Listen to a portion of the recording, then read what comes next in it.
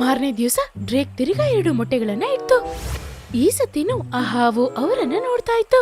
ನಂಗನ್ಸುತ್ತೆ ನಾವು ಆ ಹುಲ್ಲಿಟ್ಟಿದ್ವಲ್ಲ, ಹಾಗಾಗಿ ಯಾವುದೋ ಪ್ರಾಣಿ ಬಂದು ತಿಂತಿದೆ. ಅದರೊಟ್ಟಿಗೆ ಮೊಟ್ಟೆನೂ ತಿಂದಿದೆ. ಇವತ್ತು ಇದನ್ನ ಹೀಗೆ ಬಿಟ್ಟೋಗೋಣ. ಕೇಳಿ ಹಾವು ನಕ್ಬಿಟ್ಟು ಹೇಳ್ತು, ಇವರಿಗೆ ಇನ್ನೂ ಗೊತ್ತಾಗಿಲ್ಲ ಅಲ್ವಾ, ಎಲ್ಲೋದ್ರೂ ನನ್ನೊಟ್ಟೆಗೆ ಹೋಗೋದು.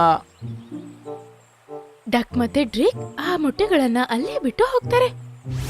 ಆಮೇಲೆ ನಿನ್ನೆ ಎಲ್ಲ ಹೋಗಿ ಬಚ್ಚಿಟ್ಕೊಂಡಿದ್ರು ಅಲ್ಲೇ ಬಚ್ಚಿಟ್ಕೊಂಡಿದ್ರು. ಅವರು ಮಾಡಿರುವ ಪ್ಲಾನ್ ಪ್ರಕಾರ ಹದ್ದು ಅಲ್ಲೇ ಒಂದು ಮರದ ಮೇಲೆ ಕುತ್ಕೊಂಡಿತ್ತು. ಬರ್ತಾ ಇದ್ದೇನೆ ನಾನು, ನನ್ನ ಮೊಟ್ಟೆಗಳೇ. ಈ ತರ ಹೇಳಿ ಹಾವು ಹುತ್ತಿಂದ ಆಚೆ ಬಂದು ಮೊಟ್ಟೆ ಹತ್ರ ಹೋಗ್ತಾ ಇತ್ತು.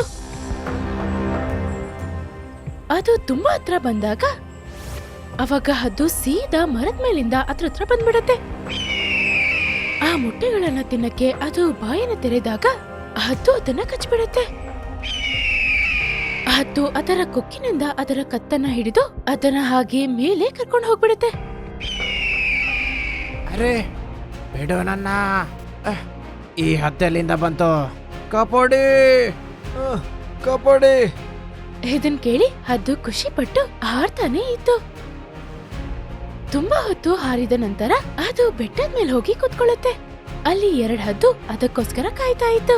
ಹದ್ದು ಆ ಹಾವನ್ನ ಬಾಯಿಂದ ಕೆಳಗ್ ಬಿಟ್ಟಾಗ ಅಲ್ಲಿರೋ ಬೇರೆ 2 ಹದ್ದುಗಳು ಅದರ ಕೊಕ್ಕಿನಿಂದ ಹಾವನ್ನ ಚುಚ್ಚುತ್ತಿತ್ತು.